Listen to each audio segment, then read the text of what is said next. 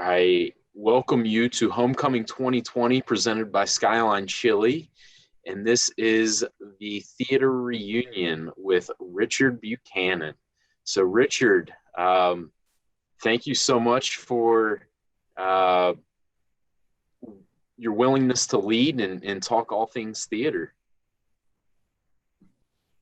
Absolutely. And Matt, thank you for making this happen and inviting it. So we have space for it. And so first off, I just want to start by thanking everybody who is here this evening for jumping in. I know you're here because you have a love of theater just like I do.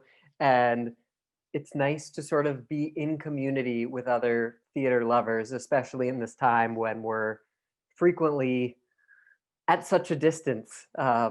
So something that I have found particularly helpful this semester in meeting with people, especially virtually, is trying to make space for things that we would probably do in a regular face-to-face meeting. I think especially as theater people.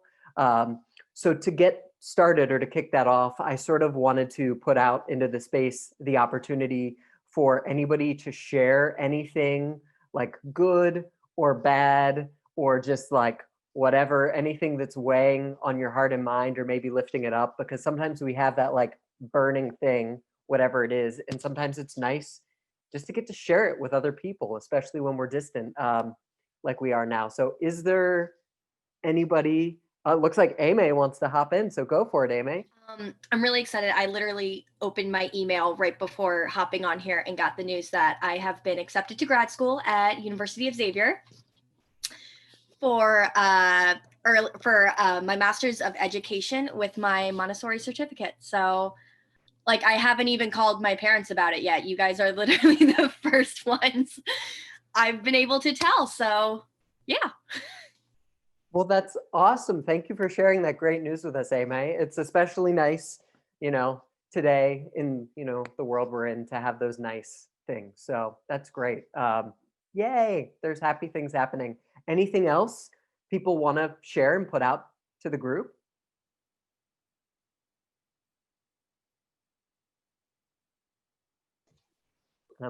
Oh, Matt, I saw you on mute. Yeah, I always want to thank all the alumni that have shown up and tuned in for all the different homecoming events this week. It's very uplifting and very, um, just pleasing to see the amount of community that we have through Mount St. Joseph University. So thank you to each one of you, and congratulations on grad school. Yeah, so that's good. So, and I think this is another thing is like we can be thankful for any of those good things. And I think especially right in the world that we're in right now, people just showing up and being present, even if it's virtually, is such a gift right now because we're all sort of zooming. I'm sure many of you are sort of zoomed out because many of us are spending all of our time in this format, which I feel for you all. I know personally, something I'm excited about after really years since grad school when I created like my personal theater website where I have like my portfolio of stuff. I finally was like, you know what? I'm finally going to buy the domain name so I can feel like a professional and not have like Wix site in the in the URL. So that is my sort of good news for the day. And yes, thank you. So as we continue forward, if anything, floats up for anybody, I encourage you to just share it with the group. So I thought we'd get started by sort of talking a little bit about what MSJ, or what we're now calling MSJ Theater Arts, is now for those of you that maybe have been sort of away from the program or from theater at MSJ for like a little bit longer. So to start with that, I know many of the faces here, but some of you I don't know as well. So I've just been at MSJ for just over a year. So this is my third semester at MSJ. So I'm definitely a relative newcomer in a place that really attracts people who really like build a life as well as a career. here.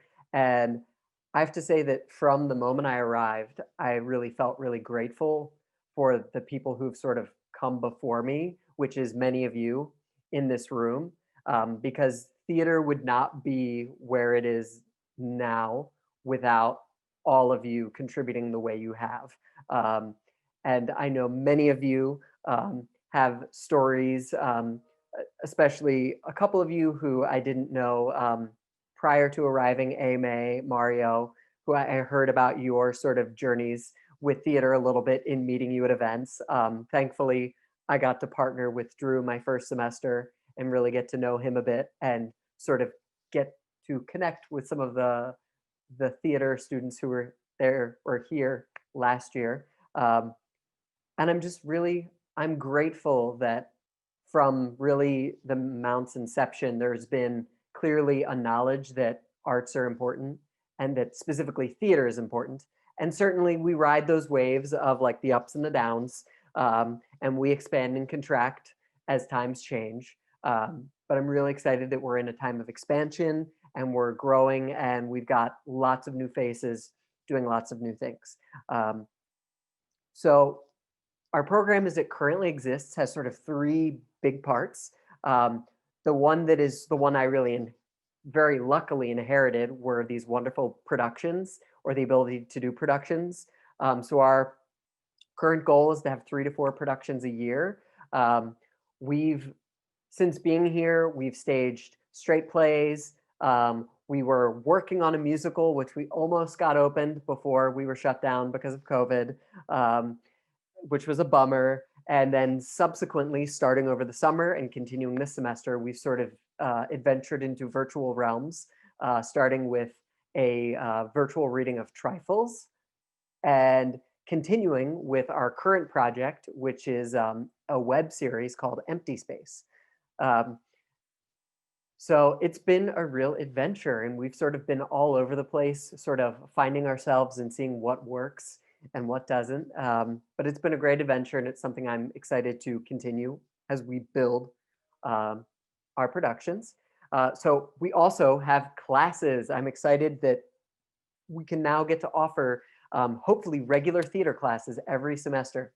So for the second semester in a row, we've been able to offer an acting workshop class that is sort of giving the foundation skills of acting. This next semester, we're adding a second class, Stagecraft, which I'm really, really excited about. And I have a couple students who are really excited about getting to work on those skills.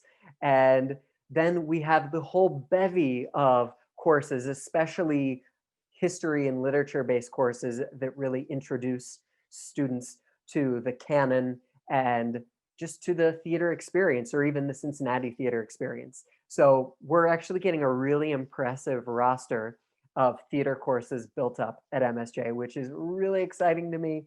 And I'm glad that we're getting to sort of deepen our knowledge and really build our skills just beyond getting to do the sort of the productions. And then our last sort of big component part is Theater Lab, which is sort of the latest incarnation of Drama Club. I think it has that same energy and vibe that Drama Club always has, which is it's a community of people coming together because we love theater and we love being together with each other. So we meet weekly throughout the semester, sometimes in person, sometimes virtually. And we've done a lot of really fun stuff from going to see shows last year to this semester. And over the summer, we had quite a few Netflix parties to watch some extremely good films and filmed productions. And this semester, when we've been able to meet in person, we've done some fun socially distant theater games and experimented with how that works and how you can express yourself even while wearing a mask. And we've most recently, in our last couple of meetings, delved a little bit into puppetry and had a really fun time playing with some pretty basic puppets and seeing how they work both in person and virtually. So we're always looking for fun ways to sort of spice things up a little bit or sort of turn things on their head. And so those are sort of the three big components. And sort of build up the main thing of what I think of as MSJ Theater Arts. And I'm really excited to share that we actually have at least one theater award recipient in the meeting today, Chandler Palmer, who's been working with us in theater since basically I arrived here. And starting, I guess it started this past fall, well, this fall, we're offering a theater award. So students that are interested in being involved with theater can get up to $500 a semester. And so this was something I talked to Drew about as soon as I arrived, and something I talked to other people at the Mount, and we felt like we really wanted to sort of put our money where our mouth is. And we believe that theater is really important, and we really wanted to acknowledge that. And so I'm very grateful to the institution for being supportive of that, to show that these hours and hours, as all of you know, that you spend working on stuff is sort of met not just with, you know, the applause that you get at the end or the congratulations that we give each other, but showing that like we really feel like theater belongs at the Mount. And so that's some of our exciting news. So I also wanted to get to share out there, well, we'll start with an informal poll. And so you can raise your hands in your screen. If your screen is off, you can use your reaction buttons. I usually like the thumbs up for an affirmative, and maybe we can do like crying, laughing face for a no. But who out there has seen Empty Space? Has anybody had a chance to watch? And it's okay if you haven't, or if you haven't seen it all, that's okay. No shame. Life's busy. There's a lot going on. I am not one to pass judgment, because we all know as theater people that when you are busy, when you are working, sometimes just having time for your own gigs, and especially your own, making space for your own sanity, is enough. So I thought I would start this section in talking about our productions with just sharing a little bit of episode 2 for those of you that hadn't seen it as a teaser. And for those of you that have seen it, it'll be a nice revisiting and an opportunity to get to share this communally. Now, I will say before I do this, despite the fact that I Zoom every day of the week, I think we all know Zoom is unpredictable at best. So if we don't have audio right away, I apologize, but we'll get it working. And let's see.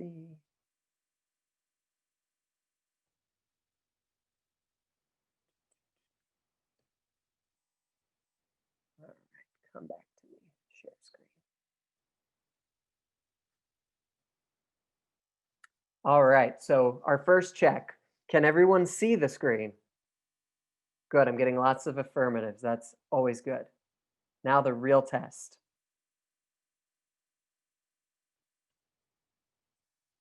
Can people hear the music?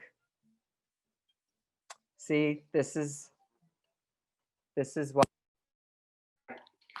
My apologies too if the sound is different. I had to go headphones off because I find that is frequently the culprit. So here we go, round 2. And this is where we really get to see that it's not that theater people know how to make the tech stuff work. It's just hopefully we're graceful when we mess up. Hopefully. Okay, once. Try number 2. We have sound this time. Yes, all right, we're gonna go full screen. Okay, Robbie, that's a new one. You're imagining things. Maybe that extra cup of coffee with dinner was a bad idea. Let's skip that in tomorrow's report. It's time for bed. Skip it? No, hello?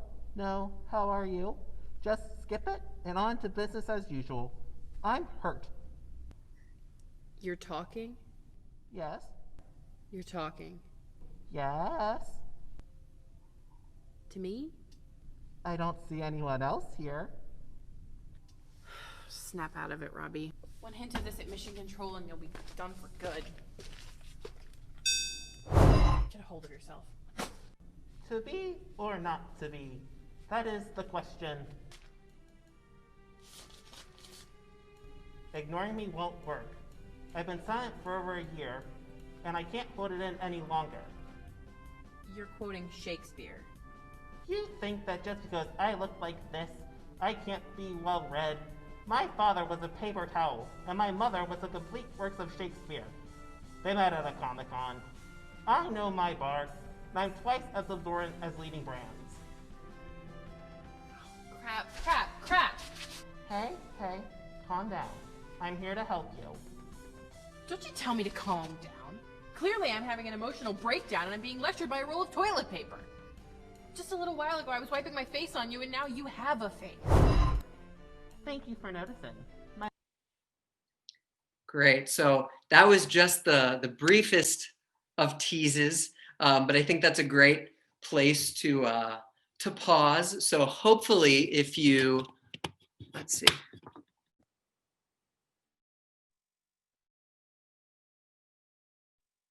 Can everyone hear me again?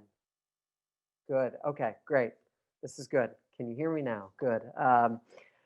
So great. Hopefully, if you hadn't seen that, that has piqued your interest in our production, our big production this semester, which is Empty Space and a web series.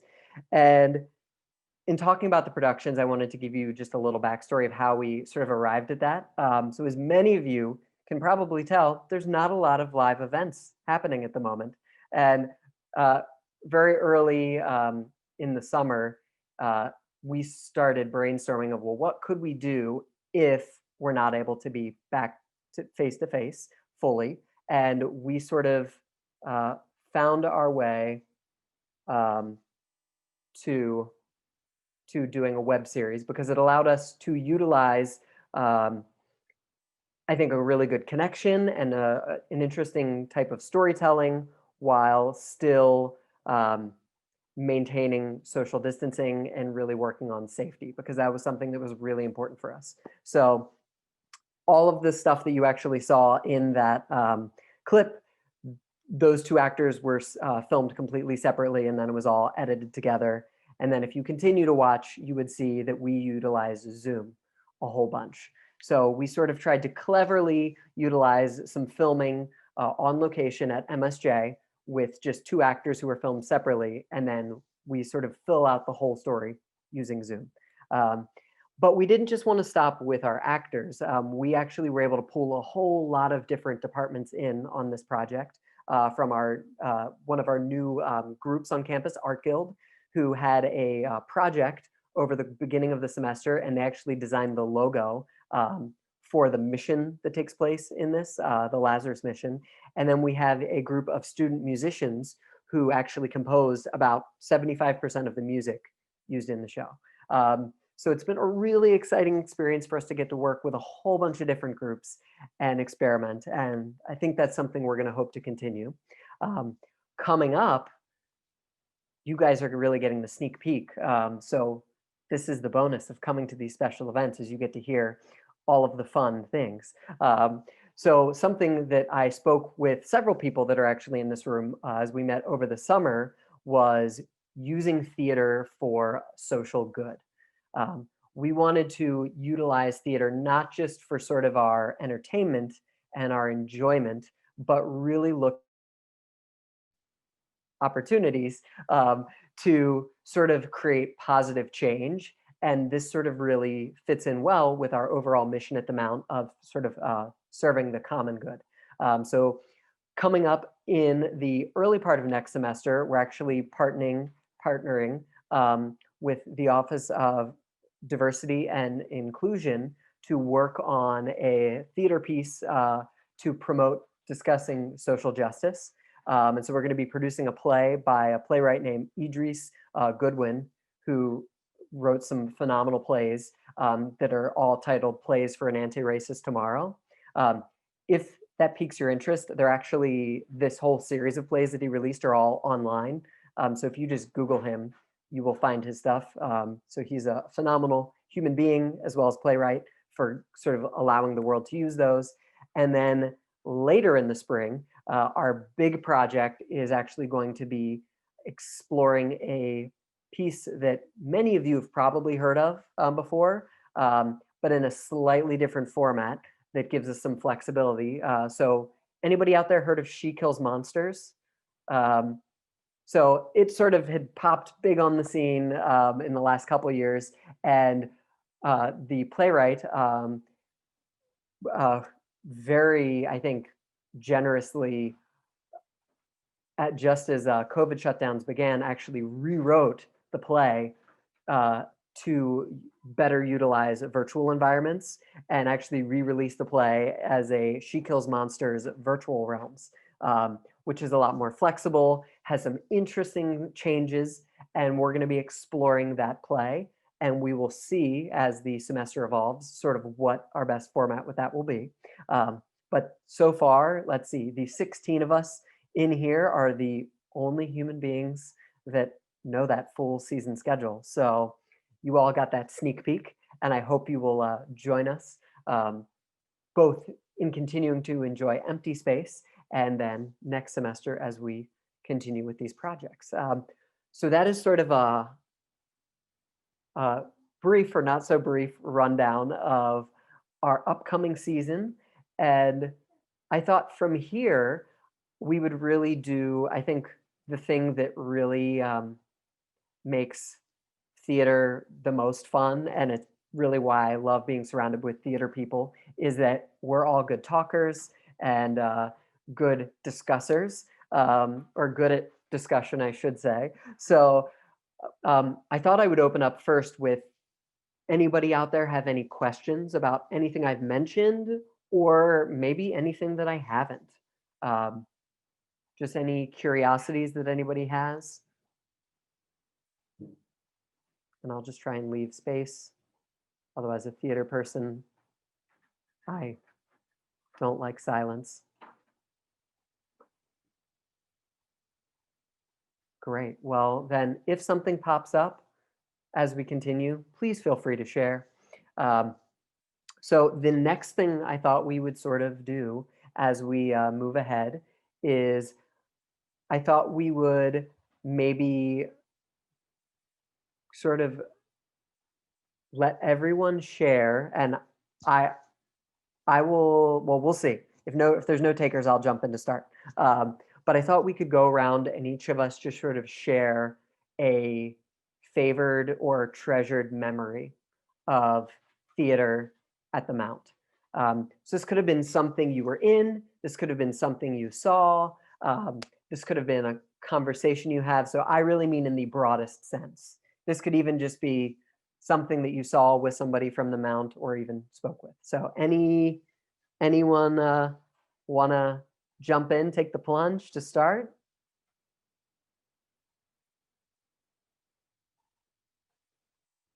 Oh, yeah. I'll jump in. So I am not one that's really been involved with the arts much at all. But getting to know Richard, I have a whole new appreciation for the talent and ability and skill set and just everything that goes into theater and the arts, really. We've had some conversations in the past about just, just that, the appreciation and the acknowledgement of our different backgrounds, but just how much energy Richard has and how much it just draws you in and you can't help it. So I am thankful for Richard. I am thankful that he is at the Mount. He's opened up my eyes to a whole new world that I didn't really know existed, so to speak. So thank you, Richard. Thanks, Matt. Thank you. That was very sweet. Is it Dana? Did you have your hand up? Yeah. Hi. I know I don't think we might have met like once or twice. I feel like I was at the Mount like 100 years ago, like feels like forever. It was just 20, I graduated in 2013. But one of the, I guess like the first ones we had put on and Drew was directing, and it was awesome. Well, Mario and Drew were directing. We did Doubt, and Marcus Zuzak, the author of The Book Thief, was there during, I don't know what rehearsal it was, but it was like so close to opening. And we hadn't put down any of the tape, like the glow tape. And the way the look at Drew dying. He knows exactly what I'm talking about. The way the partitions were, it was like one in front of the other, and then in that opening there was a bench, and then I had to make my way across the stage to a desk. Well, the problem was I was carrying a tea set. And yes, I was carrying a tea set, and it was pitch black, and Marcus Zuzak is there, and I was already mortified because I was this nun and I was just screaming things.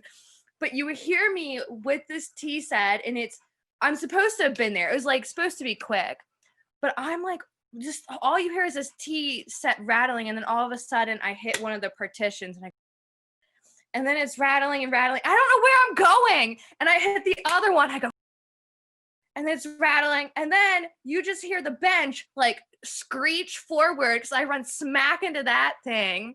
I'm like, pitch black. This brilliant author is here, and all I hear is Drew like, what is taking her so long?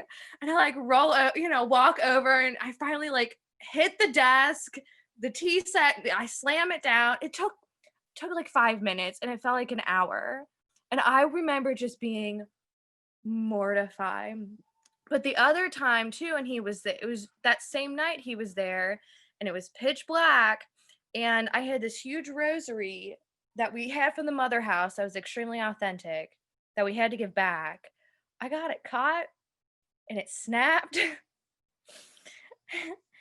And it took again forever for the lights to come on, because all you hear is this rattling, and like I'm like trying to like in the dark trying to find this one loose rosary. It was a disaster. And so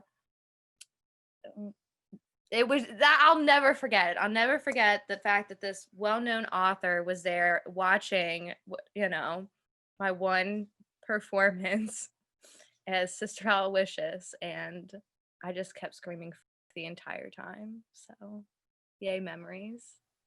I will jump in and say Marcus Zuzak still remembers that incident and still comments on it fairly frequently. He thought it was one of the funniest things he'd ever seen. So, well, I guess it's good.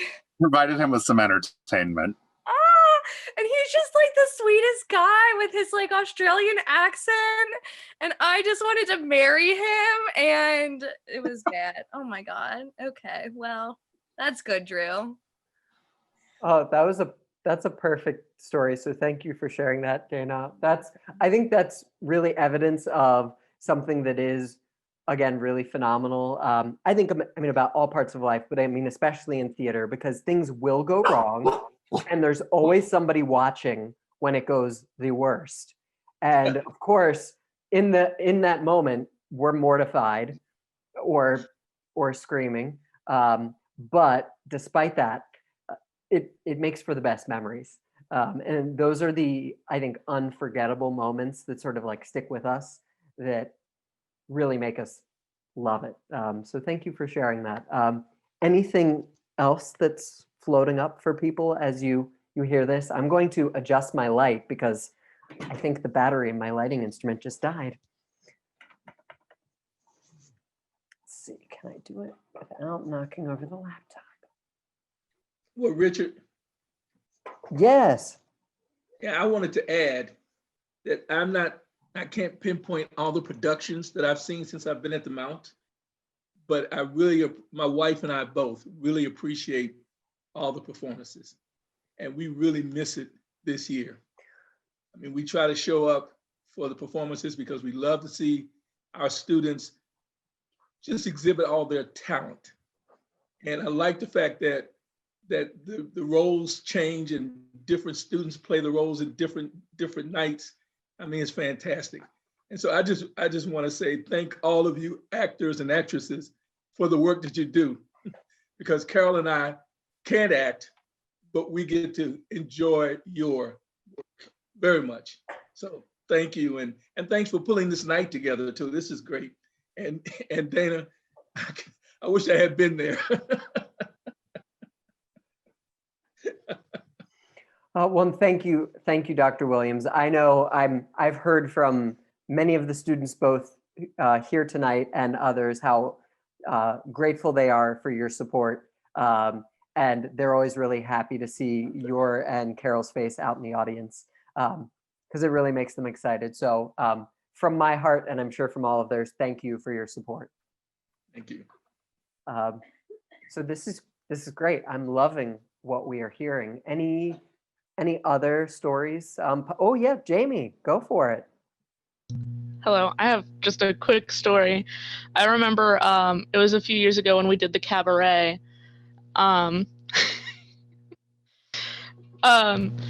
Tiffany's already knows. But we did the Cell Block Tango as one of the songs, and I was partnered with Luke Danis, and I had lip shits. And at the very end, I just, pretend to snap his neck because he saw himself as alive and I saw him dead. And we were practicing, and I was showing him what I was going to do on my friend Sarah. And I might have actually twisted her neck, but you just hear this snap of, when you pop your knuckles, and just that, and everybody was so scared because she just sat there for a second because I popped her neck for her. She's totally fine, by the way. Still alive. This is not Sarah Croswell, then, I take it. Different Sarah. No, different Sarah, sorry. Sarah Palmer. Okay, so this, I know some of the many Sarahs that we have, but not all of them. So that's great, Jamie. And right, we hear how it's so interesting to know when everything that we're doing is on display like that we know when anything happens, we're going to sort of get to experience people's response to it like that, which can be always really interesting. I think I saw Tiffany and then Drew. Oh, all right. Tiffany says Drew go first. So take it away, Drew. Oh God, there are so many. It's really hard to narrow them down because when I think about it, I think it was nine shows I was involved with over the course of 8 years, 9 or 10. I can't remember exactly. And Dr. Williams, by the way, thank you for always coming to all of the shows and coming repeatedly and supporting us the way you did. That's much appreciated in the way that you still do. The show that I'm fondest of all the ones that we did, largely because I was in it, quite selfishly was 6 Degrees of Separation, just because it is one of my favorite plays. I think it's one of the best plays I've ever read. And also, I think that production just turned out really beautifully. I'm still very proud of that. And so there are 2 stories I can think of that involve 2 people here. One is from 6 Degrees, and it's with Aimee Ward. It was really difficult to scream. I played her father, and I had to scream at her every night.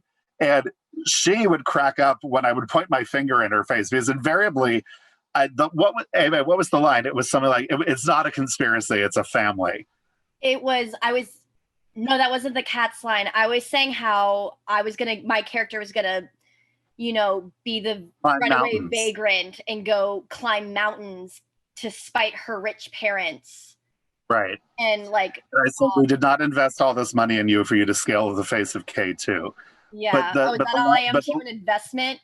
It's amazing how those lines come flooding back. But I've been acting for a long time, but I would point in your face. Yeah, that's what got me.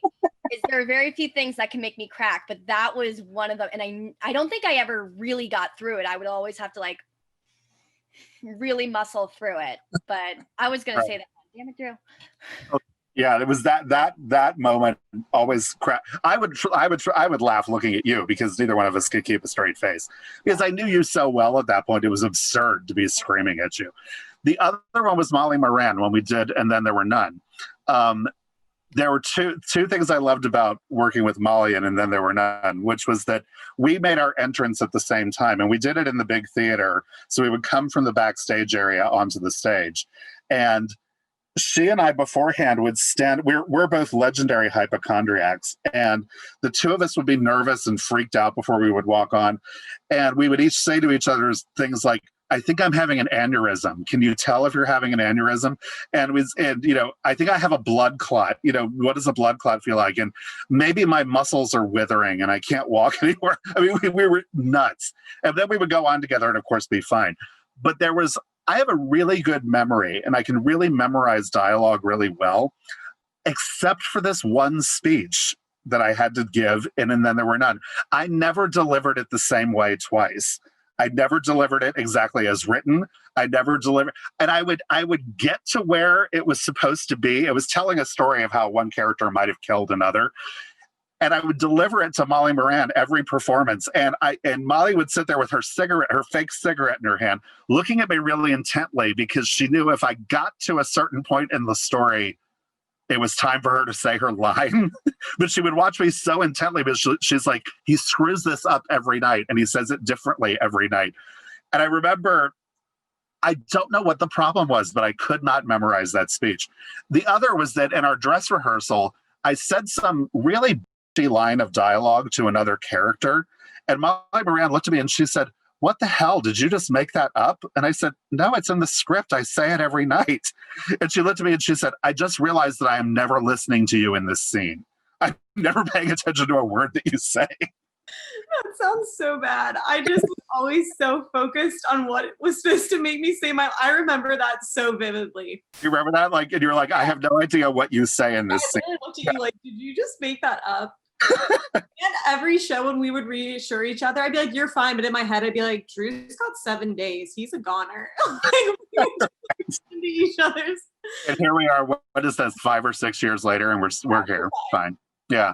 Like, but it was all. I have so many excellent memories of every show we did. There are too many to count. Even the shows that were sort of disasters in rehearsal, they were still delightful. And stage. Right, or a disaster on stage. Yeah, it was just a delight, and I'm feeling very nostalgic sitting here seeing so many of your faces. So it's really lovely.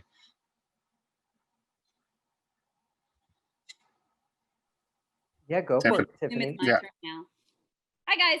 So my favorite memories are often the chaotic ones, like trying to figure out if the gun's gonna go off during Death in the Maiden, or if I can actually put the cassette tape in the right place so that when you press play, it doesn't screech.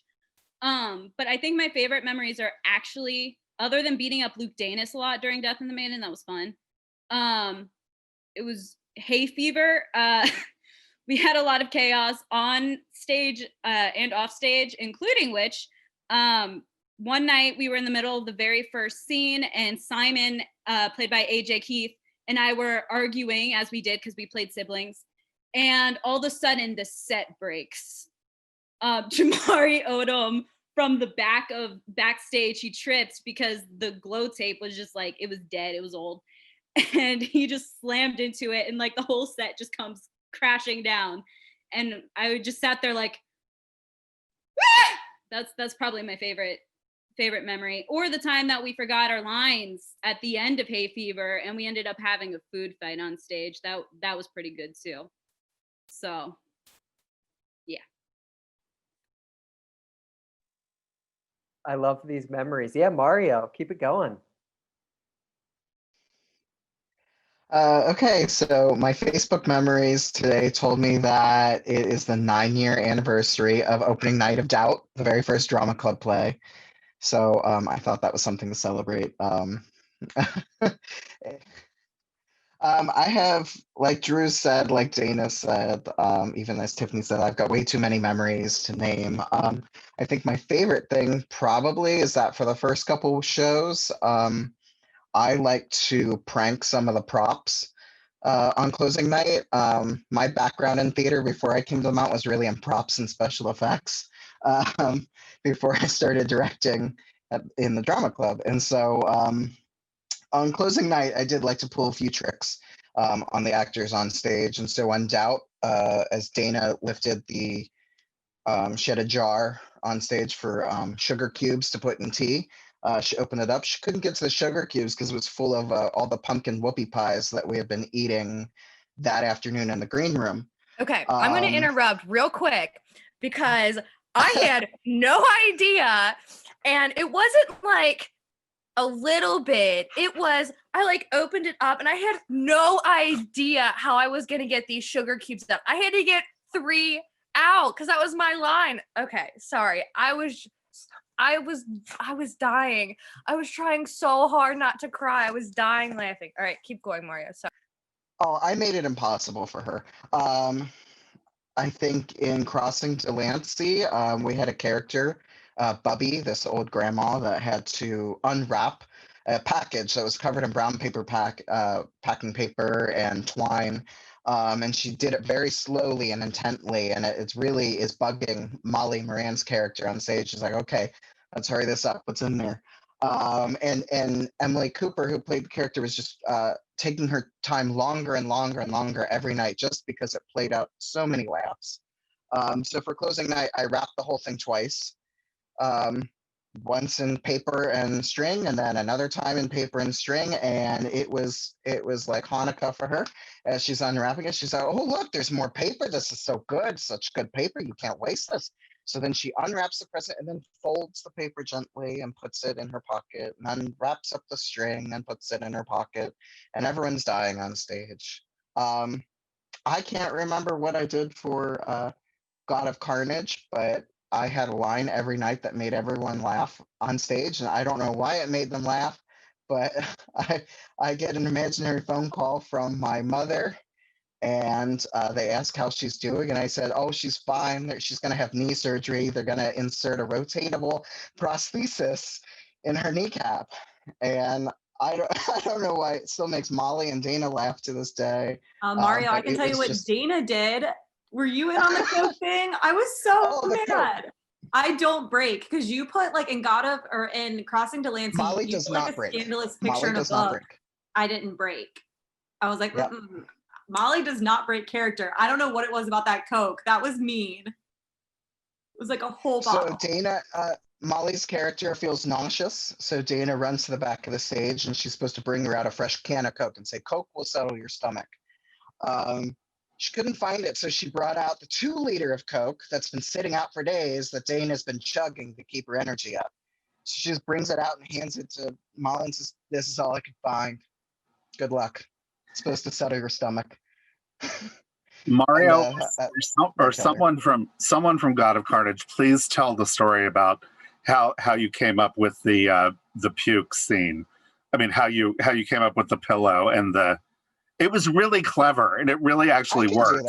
And yeah. it was the lowest tech stunt we ever pulled, but it actually looked really good. And by the way, there was the one evening when the vomit sprayed directly onto the table and hit those picture books and splashed invisibly into the air. Explain this for people who don't know. Okay, so in God of Carnage, which was a 90-minute one-act play that is hilarious and some of the darkest humor, Molly Moran's character is supposed to, as the script says, projectile vomit so that it looks unreal. When a professional company does it, they hook up the character to like a hydraulic pump and hose, and she holds up her hands to her mouth and just sprays all over the stage and all over the audience, and it's gross and disgusting. This was the second play the drama club had done, so we probably had about $100 budget. We couldn't do that. So I rigged up a squeeze water bottle that had like a sport nozzle, full of this nasty puke that I made. I think it was flour and oatmeal and food coloring on water. And we hid it inside a throw cushion, a pillow that while Molly was on the couch, she clutched the pillow to her chest. And when it was time to spew, she had her hand inside the pillow, squeezed the water bottle, and it looked like it was coming out of her mouth and sprayed all over our beautiful coffee table books. And the audience, like, every night was like, oh my God. Oh, it was so gross. It looked a little too realistic. But yeah, that was probably the most fun special effect, was making vomit every night, making Molly vomit. And she did such a good job with it. She made it look so real. And I have to jump in and say one more thing. The most disgusting thing that happened on stage in any show was not the vomit. It was Aimee Ward eating egg yolks on stage every night in I Am a Camera. Aimee, do you want to explain why you ate egg yolks? Think that. Like, it's such a small space, and it was like she had this whole thing about like, oh, it's the best ever. And prairie oyster. Yeah, and so it was called a prairie oyster, and it's basically, it was more than raw eggs. It was Worcestershire sauce too, you know, mixed together. And there was, you know, this is something I made on stage and drank every night, and I just like did it like a shot, like get it over with.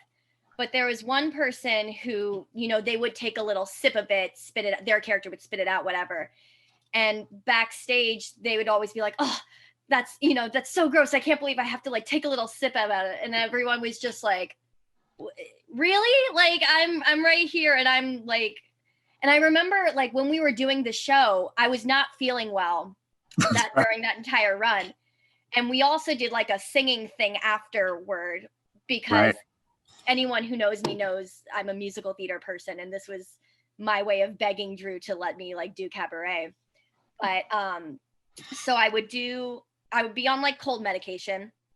I would take the prairie oyster, and then I would, for my voice, I would take like a shot of apple cider vinegar to like help my vocal cords. So by the end of the show every night, I was just not feeling great.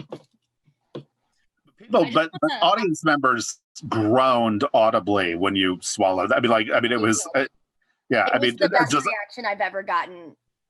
Yeah. You started first week of rehearsal doing it. Like, you did it for every rehearsal. Right. That's the gross part, for 3 months. And I would sit in the back of the house, and when you did that, I would see people physically shudder when you did it. It was wonderful.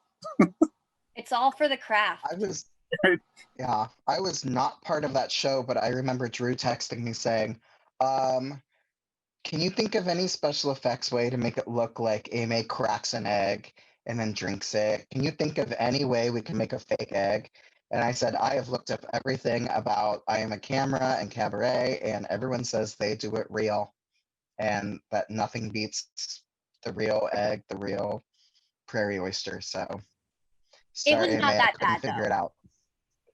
So it wasn't that bad. We're hearing like the both sides of this, which is like, one, how far people will go for their art, and two, once you go there, you're like, no, it's okay. It's not as gross as we make it out to be.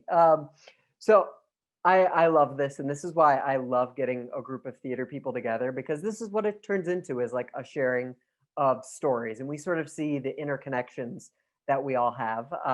So trying to be aware of the time, I just wanted to get some things in to sort of get a sense. So if you're not in gallery view, I encourage you to just switch to gallery view, because this part will, I think, be a little bit more interesting. But so I just wanted for us to get a sense of the group, just sort of our like relationship to things. So who in this group is like a current student or would identify as a current student? And like Sarah, you can kind of go like either way, because you were, and you're also doing that. And Aimee, are you saying that because you're going back to school, really? So fair. So there we go. And so you may be in more than one of these categories, because as we also know in theater, things are not always cut and dry. It's subjective. So who would say you would consider yourself a graduate of like the last 5 years? And I don't mean the play, but like you've graduated in maybe like the last 0 to 5 years. Okay. Anybody 0 to 10 years? or sorry, not 0 to 10. Anybody, I'd say 5 to 10 years. So in that 5-year range. Anybody 10 to 15? Okay. Anybody 15 to 20? You never know. Somebody's gonna like pop out. Any 20 to 25s? 25 to 30? I never know. 30 to 35? 35 to 40?